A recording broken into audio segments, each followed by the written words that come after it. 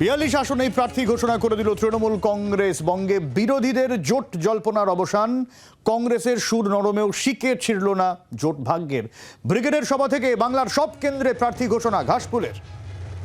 কি বলছেন এই নিয়ে অধীর চৌধুরী, শোনাবো। ইন্ডিয়া জোটের কথা তো অনেক আগেই ভবিতব্য আমরা করে দিয়েছিলাম। যাক, আমার সর্বভারতীয় নেতৃত্ব তাদের একটা বক্তব্য ছিল যে যেহেতু মমতা ব্যানার্জি নিজে ইন্ডিয়া জোটের নামকরণ করেছিলেন এবং প্রথম দিন থেকে মমতা ব্যানার্জি নরেন্দ্র মোদীর বিরুদ্ধে একটা জোটের কথা বলেছিলেন এবং মমতা ব্যানার্জি নিজের মুখে রাহুল গান্ধীকে নেতা বলে সম্বোধন করেছিলেন অল পার্টি মিটিংয়ে, তাই আমার পার্টির বক্তব্য ছিল যে যেহেতু উনি জোটের একটা প্রবক্তা, তাই স্বাভাবিকভাবেই আমরা নিজেরা কেন সেই জোটের প্রবক্তাকে অস্বীকার করব। সে যদি মনে করে সে জোটে থাকতে পারে না থাকতে পারে সেটা তার ব্যাপার, কিন্তু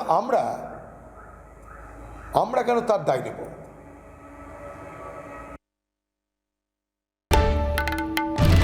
বাংলার আওয়াজ, বাঙালির আবেগ, জি 24 ঘন্টা।